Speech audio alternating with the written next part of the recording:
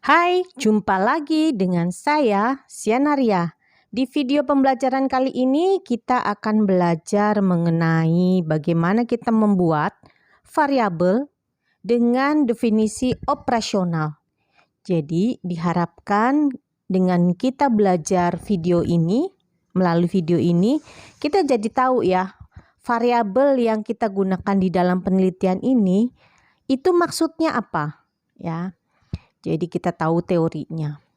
Kita belajar dari apa yang dinamakan dengan konsep atau konstruk ya. Jadi itu merupakan elemen ya. Bagaimana kita mendefinisikan konsep-konsep yang lebih abstrak gitu ya, yang memberikan tambahan supaya kita bisa mengerti apa itu variabel yang kita pergunakan. Jadi variabel adalah konstruk yang diukur dengan berbagai macam nilai untuk memberikan gambaran yang lebih nyata mengenai fenomena-fenomena yang kita temukan. Jadi pengukuran konstruk itu merupakan masalah yang kompleks karena berkaitan dengan fungsi variabel yang tadi ya, untuk memberikan gambaran yang lebih konkret mengenai abstraksi konstruk yang diwakilinya. Jadi secara sederhana definisi operasional dari variabel itu menentukan konstruk sehingga variabel itu bisa diukur ya, karena tadi sesuatu yang abstrak yang harus kita definisikan. Sedangkan definisi operasional adalah tadi penentuan konstruk ya, sehingga menjadi variabel yang bisa diukur, di mana ini akan menjelaskan dengan cara tertentu yang digunakan oleh para peneliti dalam mengoperasionalisasikan konstruk ya, sehingga memungkinkan untuk penelitian lain juga melakukan replika pengukuran dengan cara yang sama atau mengembangkan cara pengukuran dengan konstruk yang lebih baik. Belajar variabel operasional. Apa gunanya variabel operasional? Gunanya variabel operasional adalah supaya kita menjabarkan sesuatu yang abstrak ya.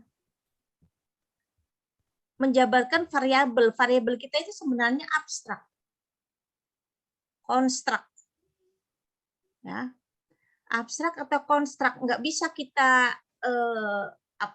jelaskan gitu ya, sehingga pada waktu kita menjelaskan sesuai dengan dasar teori yang kita gunakan ya, orang menjadi paham ya. Misalnya kita membuat hubungan antara kemampuan manajerial dengan motif berprestasi. Ketika kita membuat judul ini, hubungan atau pengaruh antara kemampuan manajerial dengan motif berprestasi, pasti pikirannya akan berbeda-beda. Apa itu kemampuan manajerial? Ya kan? Oh, kemampuan manajerial itu kalau bisa ngatur jadwal. Oke. Nah, kita masukkan ya yang abstrak itu ke dalam dimensi subvariabel sini. Bahwa kemampuan manajerial itu terdiri dari skill merencanakan ya, karena manajemen itu kan secara sederhana ini ya, teman-teman harus tahu nih, gampangnya POAC. Planning, operating, actuating, dan controlling. Jadi skill merencanakan ya, planning. Kalau orang punya kemampuan manajerial itu harus punya dimensi perencanaan. Kemudian perorganisasian, ya, organisasi dan actuating misalnya, atau semua unsur manajemen ya, atau kita bikin misalnya di sini evaluasi. Misalnya deh ya, kita buat ada controlling itu evaluasi skill mengevaluasi. Jadi mengevaluasi apa yang sudah dilakukan ya, baru membuat perencanaan dan seterusnya. Nah, ini masih subvariabel ini, dimensi ini ya, masih belum bisa kita operasionalkan. Apa itu skill perencanaan? Skill perencanaan adalah indikatornya ini. Adalah kalau seseorang itu mampu menjelaskan tujuan. Jadi setiap yang dia lakukan, misalnya dia menyuruh anak buahnya, cari data jemaat yang sudah tua atau yang misalnya komorbid untuk COVID, ya kan? Kan pasti dia harus menjelaskan tujuannya apa. Tujuannya adalah supaya kita tahu bahwa ini jemaat yang tidak bisa datang secara onsite, ya, selama masa pandemi kan. Dia bisa menjelaskan tujuannya. Jadi anak buahnya orang di pastori bisa menjelaskan, mengerti setiap gembala itu menyuruh. Ya, gembala itu kan sebenarnya manajer ya, manajer di gereja gitu kalau kita bicara sebagai orang manajemen. Dia mampu memberikan kejelasan tujuan dari setiap aktivitas yang disuruh kepada bawahannya ya, atau misalnya pelayan atau orang di pastori. Kemudian ada skala jadwal kejelasan. Jadi berapa lama saya harus mencari itu Pak, data untuk jemaat yang sudah usia lanjut atau yang komorbid yang akan dilayani secara offline pastinya. Walaupun nanti ini onsite, tapi pandemi masih belum bisa untuk mereka yang komorbid misalnya, apa yang harus dilakukan? Jadwalnya cepat ya. Dalam 1 minggu saya mau minta semua jemaat yang apa namanya tadi ya yang tidak bisa onsite, atau saya minta semua jemaat kapan yang meninggal selama masa pandemi, ya kapan. Jadi bisa menjelaskan jadwalnya. Jangan sampai gembala tadi minta data terus kapan-kapan aja ya. Kalau kapan-kapan aja ngapain gitu kan? Berarti pekerjaan itu tidak menjadi prioritas. Betul ya? Nah, kemudian ada rinci unsur programnya apa, rencana aksinya apa. Tadi saya mau merencanakan khusus untuk jemaat tadi yang tidak bisa onsite, ya ini bisa dijelaskan sehingga anak buahnya itu paham. Kalau Bapak Gembala itu punya kemampuan manajerial berupa perencanaan. Kalau berupa pengorganisasian, ya ini tadi skala kewenangannya jelas. Ya, kamu ngerjain ini ya, saya yang bertanggung jawab kalau ada orang Pemda datang menanyakan apakah prokes sudah dijalankan, dia paham. Ya, dia paham. Gembala harus paham siapa yang bertugas untuk petugas COVID, ya kan? Siapa yang jadi pengerja gereja, siapa menjadi bagian bersih-bersih, siapa yang selalu akan membersihkan misalnya jemaat setelah selesai, siapa yang akan membuat video online, kan harus tahu ya kewenangannya siapa, tanggung jawabnya sampai di mana. Ya, kemudian ada nggak struktur organisasi yang dibuat oleh gembala? Pasti ada dong. Ya, gembala. Kemudian di bawahnya siapa? Misalnya ada sekretaris, di sini ada bendahara, misalnya ya bendahara gereja. Kemudian ada siapa? Ada ketua-ketua, ketua 1, ketua 2, misalnya ya, ketua 3. Ketua 1 membidangin misalnya pertumbuhan ibadah, misalnya ya. Ketua 2 pelayanan, misalnya. Ketua 3 administrasi, kan pasti ada, betul nggak? Ya, walaupun tidak secara struktural, tapi kalau bisa kan dibuat struktural supaya kejelasannya ini tadi. Kalau di ilmu manajemen kita bicaranya kejelasan kewenangan, ya. Terus ada skala kejelasan. Nah, ini skalanya jelas. Nah, yang jadi kelemahan kita adalah ya rata-rata kalau penulisan orang teologi, nah ini indikatornya tidak jelas. Kita misalnya mau mengukur apa itu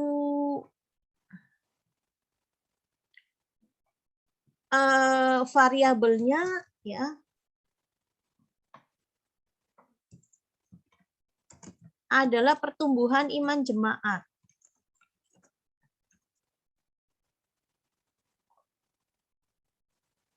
Kalau variabelnya pertumbuhan iman jemaat, maka dimensinya apa?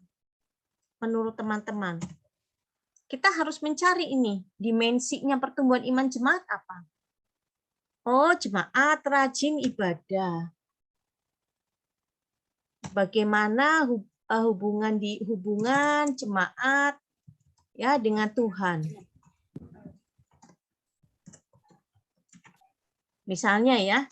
Kemudian bagaimana hubungan jemaat dengan sesama yang Kristen misalnya, berarti di dalam gereja gitu ya, di lingkungan gereja misalnya. Kemudian bagaimana hubungan jemaat dengan sekitarnya. Ya, misalnya seperti itu ya.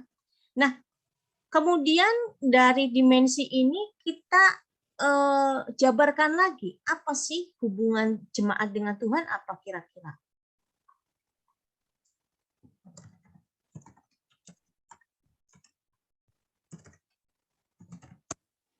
Indikatornya apa? Selalu datang ibadah misalnya. Ya. Ini kan terlihat. Berarti dia datang ke gereja kan untuk beribadah kepada Tuhan, betul nggak? Ya, berarti tadi selalu, ya, bukan selalu, ibadah di gereja. Selain ibadah di gereja, misalnya apalagi? Ibadah di komsel, atau ikut komsel, atau persekutuan wilayah, macam-macam ya istilahnya ya.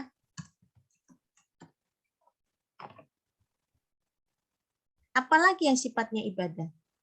Keaktifan lu, menurut keaktifan Keaktifan dalam apa? melayani. Menurut aku berpengaruh juga sih. Oke, berarti keaktifan melayani ya. Keaktifan pelayanan.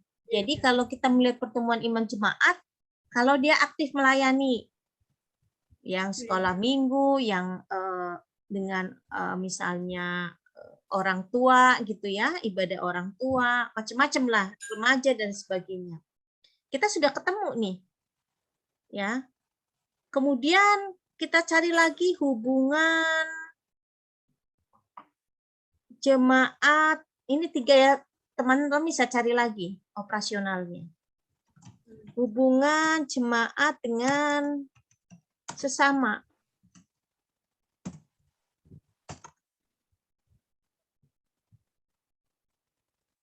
Memiliki komunikasi.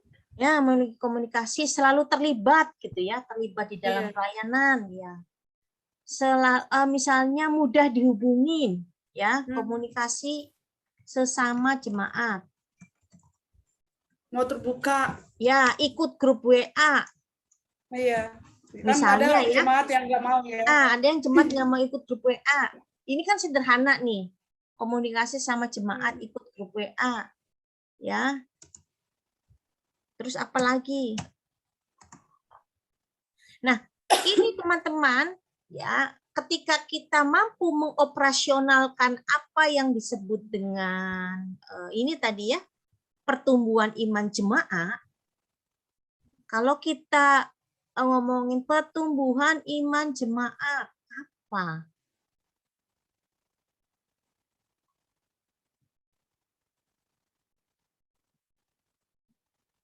Apa itu pertumbuhan iman jemaat? Tapi ketika kita tadi menjabarkannya dalam variabel pertumbuhan iman jemaat itu jemaat dengan Tuhan, ya, cross ke atas, jemaat dengan sesama. Misalnya dengan sesama kita bagi antara sesama benar-benar ini atau yang Kristen gitu kan? Seperti itu. Hubungan jemaat dengan sekitarnya, misalnya kita melihat keaktifan jemaat di lingkungannya. Apakah dia senang misalnya jadi kader posyandu, misalnya kan kita ngomong begitu ya. Seperti itu. Terlibat. Nah, nanti kita membuat lagi. Nah, ketika kita sudah membuat ke dalam indikator, ini kan indikator nih ya, kita membuat indikator-indikator, maka kita akan mudah menanyakan kepada jemaat. Melihat pertumbuhan iman jemaat itu kita akan nanyakan bahwa apakah jemaat selalu bergereja setiap minggu, ya. Nah, itu nanti kita bikin skala Richter, selalu, ya, tidak pernah, jarang. Misalnya kalau kita menanyakan ini, kita menanyakan frekuensi, ya, bisa bahasanya tadi ya, tidak pernah, jarang, sering misalnya ya, kadang-kadang misalnya ya, atau selalu misalnya kita membuat di dalam skala Likert. Pertumbuhan iman jemaat ya. Terhadap apa yang mau kita mau komparasi boleh, kita mau cari hubungan kausalnya boleh. Tapi ini tadi variabelnya harus dibuat ke dalam indikator. Ini namanya variabel operasional. Jadi tidak mengawang-awang kalau kita membuat. Hubungan antara pertumbuhan iman jemaat ya atau hubungan antara kepemimpinan gembala terhadap iman jemaat. Ya, seperti kita pelajarin kemarin ternyata hanya berapa persen? 5%. Kita cari lagi apa sih faktor-faktor ya yang membuat pertumbuhan iman jemaat. Ini kan baru menjabarkan mengenai iman jemaat. Tapi faktor-faktor yang membuat pertumbuhan iman jemaat, kita mesti mencari apa itu faktor-faktor. Biasanya jemaat bertumbuh karena apa menurut teman-teman nih?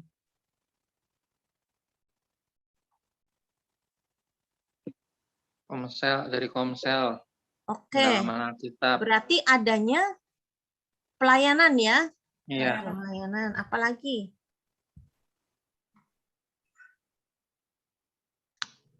Kepemimpinan gembala. Iya. Ya, kalau gembalanya baik, ya, Iya. betul nggak? Jemaat bertumbuh misalnya. Karena jadi contoh ya Bu, jadi Ya, teladan. misalnya.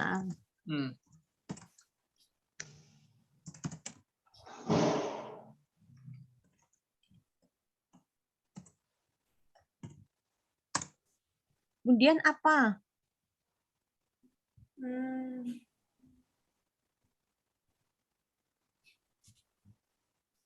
Oh, itu Bu, apa? Sarana pelayanan yang bagus misalnya. Iya.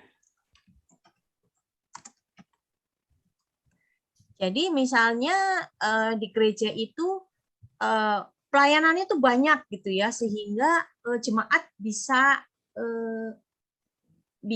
ikut gitu, dia bisa memilih gitu ya, pelayanannya macam-macam ya, sampai ada senam. Kalau di GKI itu pelayanannya itu sampai ada kelas merajut, senam ibu-ibu, donor darah ya, itu juga kan salah satunya meningkatkan iman jemaat karena kan jemaat terlibat kemudian, misalnya ya seperti itu. Ada sarana pelayanan yang memadai, kemudian apalagi yang membuat iman jemaat?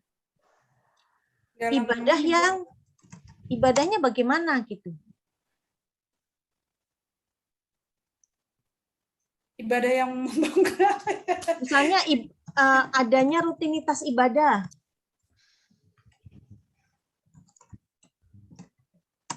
Susah.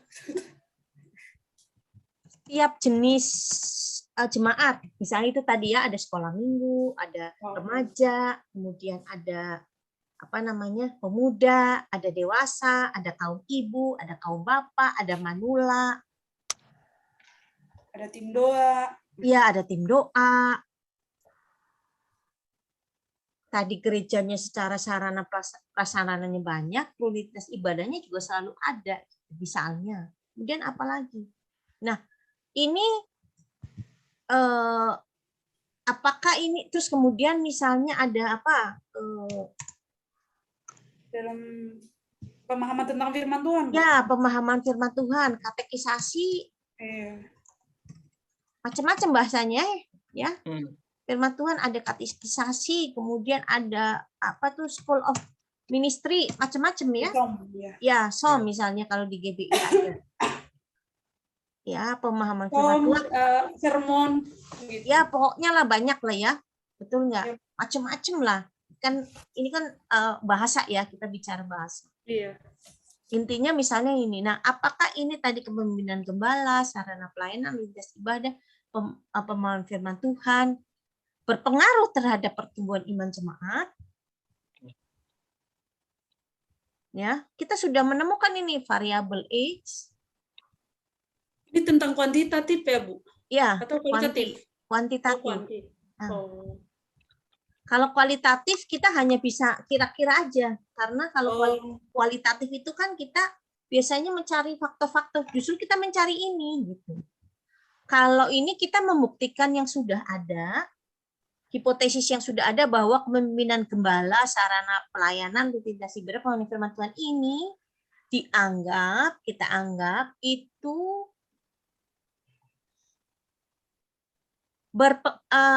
memiliki pengaruh gitu ya terhadap pertumbuhan iman jemaat. Ya, kita menganggap ini berpengaruh terhadap pertumbuhan iman jemaat. Dari mana? Ya, kita cari teorinya. Ya, dari jurnal-jurnal, dari buku bahwa jemaat tadi pertumbuhan iman jemaat itu dari sini.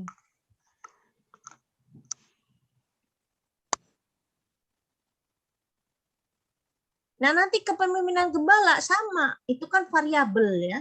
Kemudian kita bikin dimensinya, kepemimpinan gembala itu apa? Kalau dia punya skill mengembalakan. Apa itu skill mengembalakan?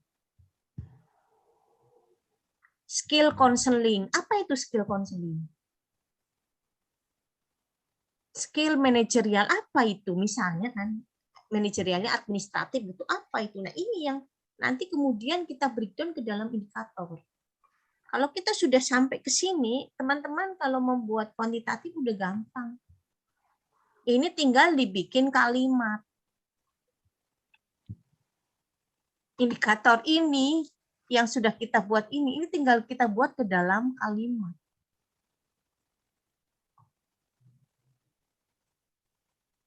Pelayan pastori mampu menjelaskan tujuan setiap tugas yang diberikan oleh gembala.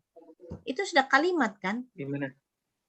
Kalimatnya dari apa? Dari indikator ini tadi, kejelasan tujuan. Nanti si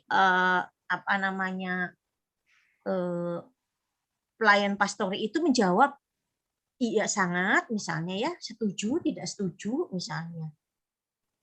Ya, ragu-ragu atau sangat setuju, sesuai tidak sesuai, bisa dengan setuju tidak setuju atau sesuai tidak sesuai kan gitu. Gembala selalu menjelaskan jadwal deadline setiap pekerjaan. Jelas nggak itu kira-kira? Jelas ya? Iya, dia selalu, Pak Gembala itu selalu ngomongin waktu. Jangan lupa ya, Senin datanya ya, orang yang kita perlu itu. Ya kan? Berarti ini tadi kejelasan jadwal. Kan bahasanya seperti itu. Udah belum?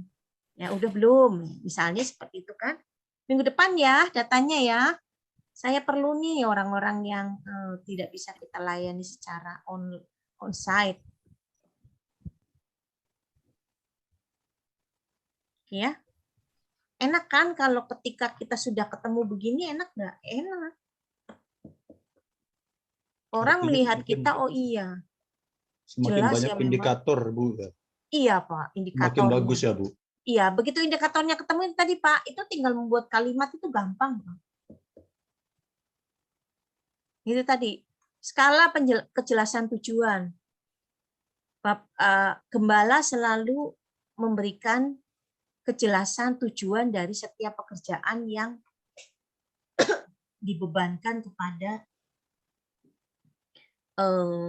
tadi ya, apa namanya, pelayan di dalam gereja.